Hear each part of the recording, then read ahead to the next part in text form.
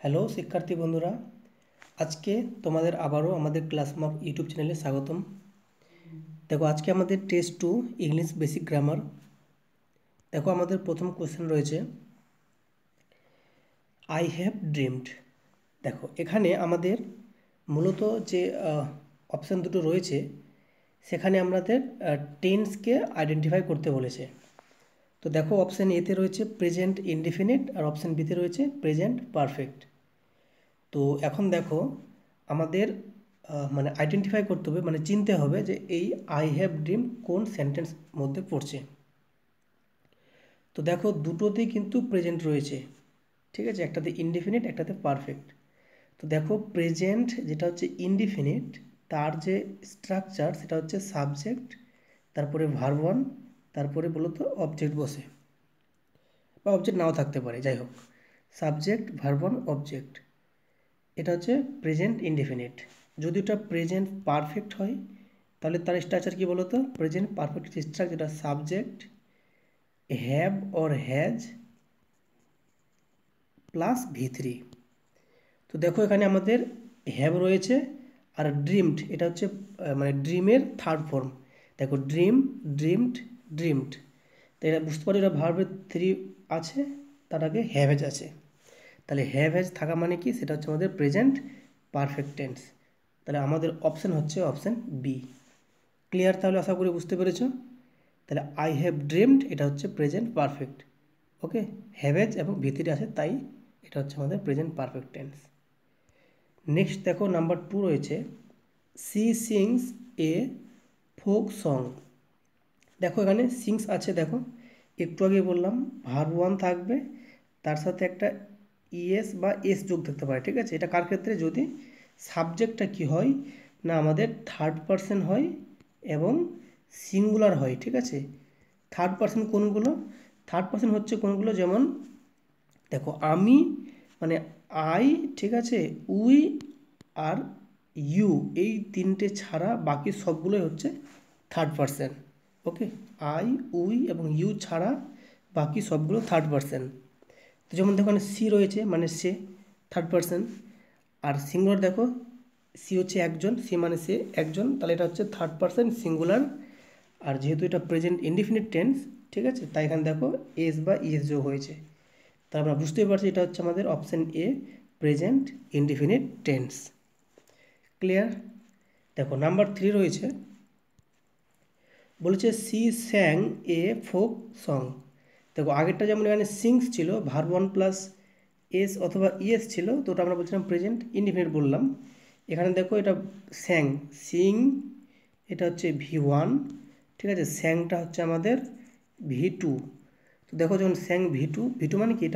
এটা হচ্ছে আমাদের পাস্ট টেন্স, মানে সিম্পল পাস্ট বা পাস্ট ইনডিফিনিট। তো দেখো, আমাদের অপশান বিতে রয়েছে পাস্ট ইনডিফিনিট টেন্স। ক্লিয়ার?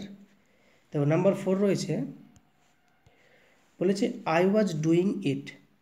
দেখো, সাবজেক্ট ওয়াজ অথবা were plus verb one plus ING plus object, এইগুলো হচ্ছে আমাদের পাস্ট কন্টিনিউয়াসের স্ট্রাকচার, ঠিক আছে। দেখো, আইএনজি ফর্ম মানে কি? কন্টিনিউয়াস। আর যেহেতু ওয়াজ ওয়ার আছে তাহলে পাস্ট, তাহলে পাস্ট কন্টিনিউয়াস।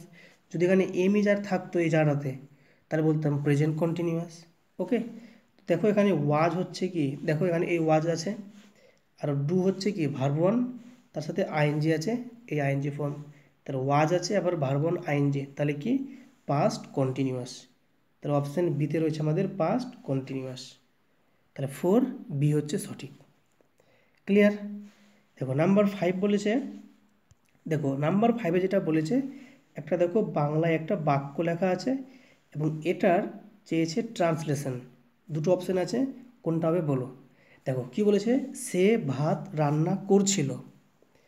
তো দেখো, করছিল মানে তোমরা বুঝতেই পারছো এখানে কি বলছে, যে একটা মানে কিছুক্ষণ ধরে করছিল এরকম একটা বোঝাচ্ছে, ঠিক আছে, মানে কাজটা ওর কন্টিনিউ হচ্ছিল, ঠিক আছে, করেছিল না, কিন্তু এখানে কী লেখা আছে? করছিল। সে ভাত রান্না করছিল মানে অতীতে কাজটা চলছিল কন্টিনিউয়াসলি। তাহলে যখন কন্টিনিউয়াসলি কোনো কাজ চলে সেটাকে কি বলি? Continuous tense. আর যেহেতু কাজটা অতীতে ঘটছিল, তাই বলবো পাস্ট কন্টিনিউয়াস। ক্লিয়ার? তো যদি পাস্ট কন্টিনিউয়াস টেন্স হয়, আর পাস্ট কন্টিনিউয়াসের স্ট্রাকচার তোমরা জানো কি আছে, সাবজেক্ট প্লাস ওয়াজ অথবা ওয়ার বসবে, ঠিক আছে, plus verb one plus ING plus একটা অবজেক্ট থাকতে পারে। তো দেখো আমাদের স্ট্রাকচারে দেখো সাবজেক্ট কোনটা, সে, আর সি আছে এখানেও সি আছে। ওয়াজ অথবা ওয়ার বসবে, তো সি মানে বুঝতে পারছো যেহেতু একজন আছে তাহলে ওয়াজ বসবে, তাহলে ওয়াজ দেখো অপশান বিতে ওয়াজ আছে। তারপর দেখো ভার্ব ওয়ান হচ্ছে কুক, মানে রান্না করা, কুক আছে। আইনসে দেখো কুকিং করে দিয়েছে, অবজেক্ট হচ্ছে আমাদের রাইস, তার কী হলো অপশান বিতে সঠিক। অপশান এটা কেন হবে না, তখন ইজ আছে, ইজ তো হবে না কারণ ইজ হচ্ছে কি এটা প্রেজেন্টের জন্য। যদি এখানে থাকতো সে ভাত রান্না করছে তাহলে বলতাম সি ইজ কুকিং রাইস, কিন্তু এখানে লেখা আছে সে ভাত রান্না করছিল, তাই উত্তরটা হবে সি ওয়াজ কুকিং রাইস। আশা করি বুঝতে পেরেছ। দেখো নাম্বার 6 রয়েছে, কি লেখা আছে, he will sing a song, সে একটা গান গাইবে। তো এটা কোন টেন্সের মধ্যে পড়ছে, তিনটে অপশান রয়েছে, তোমাকে চুজ করতে হবে যে কোনো একটা অপশান। তো দেখো এখানে উইল আছে, আর তোমরা জানো শ্যাল অথবা উইল এই দুটো আমরা ইউজ করি কোন টেন্সে, সেটা হচ্ছে আমাদের ফিউচার টেন্সে। তাহলে এখানে দেখো যেহেতু ফিউচারের কথা বলে দিয়েছে, উইল মানে কি ফিউচারে বলছে, তাহলে আমাদের এখানে অপশান একমাত্র বিতে রয়েছে ফিউচার, তাহলে অপশান বি হচ্ছে সঠিক। ঠিক আছে, এবার যদি তোমরা বলো যে এই যে লেখা আছে ফিউচার ইনডিফিনিট, এর স্ট্রাকচার কি, তো সেটা আমি লিখে দিচ্ছি। দেখো ফিউচার ইনডিফিনিটের স্ট্রাকচার হচ্ছে subject plus shall or will, যে কোনো একটা বসবে, ঠিক আছে, সাবজেক্ট অনুযায়ী, plus verb one plus object. তাহলে তোমরা বলো এখানে সাবজেক্ট দেখো কোনটা এখানে আছে, হি, দেখুন হি আছে সাবজেক্ট। শ্যাল অথবা উইলের মধ্যে দেখো উইল আছে। তারপর দেখো ভার্ব ওয়ান কোনটা, দেখো সিং আছে। অবজেক্ট কি দেখো এ সং, তাহলে আমরা বুঝতে পারছি এটা তাহলে future indefinite. Clear? Next number 7 দেখো কী লেখা আছে। 7 বলেছে চুজ দ্য কারেক্ট সেন্টেন্স, কোনটা সেন্টেন্স ঠিক আছে। তো দেখো জাস্ট 6 নাম্বারে আমরা বললাম যে ফিউচার ইনডিফিনিটের ক্ষেত্রে যেটা আমরা বললাম স্ট্রাকচার, কি বললাম, সেটা বললাম সাবজেক্ট, তার সঙ্গে বললাম শ্যাল অথবা উইল, তার সঙ্গে বললাম ভার্ব ওয়ান, তার সঙ্গে বললাম অবজেক্ট। তো এবার বলো এখানে দেখো অপশান এতে হি উইল আছে, অপশান বিতেও হি উইল আছে, মানে সাবজেক্ট উইল আছে, তো এত দূর ঠিক আছে। দেখো ভার্ব ওয়ান দরকার, এখানে আছে হেল্প, এখানে হেল্পড, তো তোমরা জানো ইডি যোগ্য মানে কি এটা ভার্ব টু হয়ে গেল, তাহলে ভার্ব ওয়ান কোথায় আছে, দেখো এই ভার্ব ওয়ানটা আছে একমাত্র অপশান বিতে, দেখো এখানে হেল্প আছে, তাহলে অপশান বি তাহলে সঠিক। তো হি উইল হেল্প ইউ, দেখো তারপর অবজেক্ট এখানে ইউ আছে। ক্লিয়ার? দেখো নাম্বার 8 রয়েছে চুজ দ্য কারেক্ট সেন্টেন্স, মানে কারেক্ট আনসার, কোনটা আনসার ঠিক আছে। দেখো 1 নাম্বার অপশানে কী লেখা আছে, আই উইল গো দেয়ার। দেখো আইটা হচ্ছে আমাদের সাবজেক্ট, তারপর একটা কি আছে উইল আছে, তারপরে কি আছে দেখো গো, এটা ভার্ব ওয়ান আছে, তারপরে দেখো দেয়ার আছে, এটা যদি অবজেক্ট নয় এটা অ্যাকচুয়ালি অ্যাডভার্ব আছে, যাই হোক। তো সাবজেক্ট উইল ভার্ব ওয়ান, তাই এটা কার স্ট্রাকচার, ফিউচার ইনডিফিনিট, একটু আগে বলেছি এটা future indefinite, subject shall will verb one, তাহলে এক বাক্য ঠিক আছে। 2 লেখা আছে আই শ্যাল গো দেয়ার, এখানেও সাবজেক্ট আছে, এখানে কিন্তু উইল না, এখানে শ্যাল আছে, তারপরে কিন্তু ভার্ব ওয়ান গোটা আছে। তো এবার দেখো আয়ের পর উইলও বসে আবার শ্যালও বসে, কিন্তু একটু পার্থক্য আছে, সেটা হচ্ছে আয়ের পর তুমি যদি শ্যাল দাও, আই শ্যাল গো বললে মানে আমি যাব, আর যদি বলো আই উইল গো, এটার মানে হচ্ছে আমি যাবই, মানে এটাতে একটু বেসিক গ্যারেন্টি দিয়ে কথা বলছে, আর এটাতে কোনো গ্যারেন্টি নাই, মানে আই শ্যাল গো মানে আমি যাব, নাও যেতে পারি, কিন্তু আই উইল গো মানে আমি যাবই। তো দুটোই বাক্য ঠিক, কিন্তু দুটোর সেন্সটা একটু আলাদা। তো এখানে আমাকে বলছে কারেক্ট কোনটা, তাহলে কারেক্ট দুটোই হচ্ছে অপশান সিতে এ অ্যান্ড বি। ক্লিয়ার? দেখো নাম্বার 9 রয়েছে, বলছে I will B a doctor, মানে হচ্ছে আমি একজন ডাক্তার হব, এটা কোন টেন্স। তো দেখো এখানে আবার দেখো আইটা হচ্ছে কি সাবজেক্ট, তাহলে সাবজেক্ট পেলাম, উইল আছে তো উইল ঠিক আছে, তারপর দেখো এখানে বি আছে, বি মানে হওয়া, এটা একটা ভার্ব ওয়ান আছে। তারপরে কি আছে, এ ডাক্তার অবজেক্ট রয়েছে।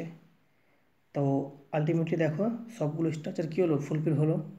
তো যদি স্ট্রাকচার ফুলফিল হয় তাহলে ওটা কি আমাদের, এটা কার এক্সাম্পল বলো, এটা কার স্ট্রাকচার, এটা হচ্ছে ফিউচার ইনডেফিনিট। তার অপশন এ হচ্ছে ফিউচার ইনডেফিনিট। নেক্সট, আচ্ছা এখানে আরটা আছে ফিউচার কন্টিনিউয়াস। দেখো কন্টিনিউয়াস মানে কি বলো তো, ভার্ব ওয়ান থাকবে, আইএনজি থাকবে। তো এখানে দেখো তো, এখানে তো ভার্ব ওয়ান আইএনজি তো নেই, কোথাও আছে কি নেই, তাহলে অপশন বি তো হবে না, তাহলে অপশন এটাই সঠিক। দেখো লাস্ট প্রশ্ন আজকের রয়েছে, আই হ্যাভ মেট মাই বস, মানে আমি আমার বসের সাথে দেখা করেছি। দেখো এখানে আইটা হচ্ছে আমাদের কি সাবজেক্ট, তাহলে সাবজেক্ট আছে প্লাস কি আছে, হ্যাভ আছে, এই দেখো হ্যাভ আছে, কারণ আয়ের পর হ্যাভ বসে।